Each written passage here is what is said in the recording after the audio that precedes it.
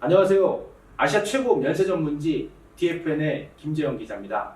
국내 면세점 1분기 매출이 5조 6천억 원을 기록해 역대 최고 매출을 기록했다고 하는데요.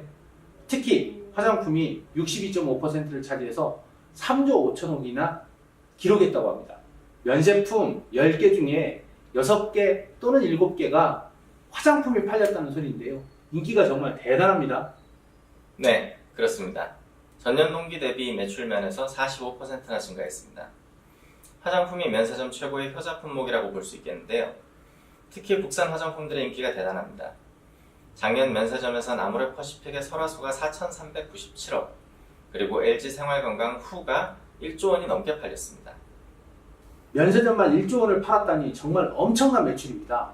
중국에서 인기가 대단한가 봐요. 서로 더 사가겠다고 싸우기도 했다면서요.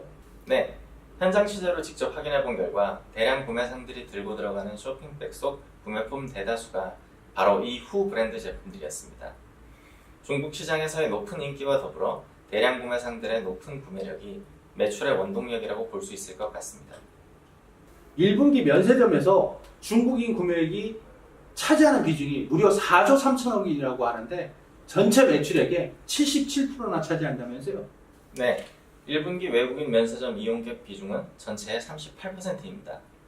이용객은 적지만 매출액이 높다는 것은 1인당 구매액이 상대적으로 크다고 해석할 수 있는데요. 원인은 소수의 중국인 대량 구매상, 흔히 다이고라고 불리는데 이들이 국내 면세점 매출 대부분을 견인하고 있는 것으로 풀이됩니다.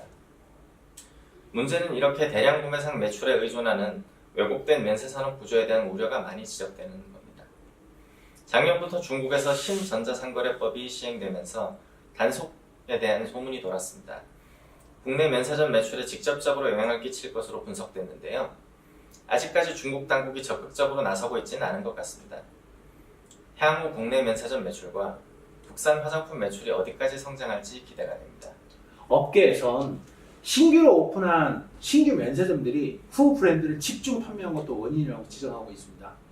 국산 화장품이 면세산업의 주요 판매 품목으로 자리 잡으면서 면세점을 통한 화장품 판매 전략도 이어지고 있다면서요?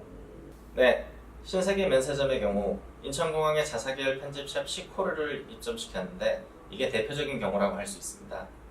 제주공항 JDC 면세점도 향토기업 제품을 판매하는 코스메 나뚜루 매장을 운영하고 있습니다. 정부도 이런 구체적인 사례를 바탕으로 면세점을 국산 중소기업 화장품을 수출하는 통로로 활용하겠다는 계획입니다. 그러면 정부가 정책적으로 지원하는 것도 있나요? 네, 우선 면세점 특허 심사에서 중소중견기업 제품 매장 설치 비율을 심사 항목으로 규정하고 있습니다. 업계에선 최소 20%에서 경쟁이 치열할 경우 20% 후반까지 계획서에 써낸다고 합니다. 매장 적용 비율이 높을수록 면세점 특허 심사에서 가점 요인으로 작용합니다. 또 중소중견기업 제품 매출에 한해 면세점 특허 수수료를 매출액의 0.001%로 낮춰줍니다. 많이 팔수록 특허 수수료 부담은 줄어드는 거죠. 중소중견기업과의 공정 거래도 가점 요인입니다. 이들 항목이 포함된 상생협력 분야는 지난 2월 1일 발표된 특허 갱신 기준에서 배점이 전체의 절반 이상으로 치솟았습니다.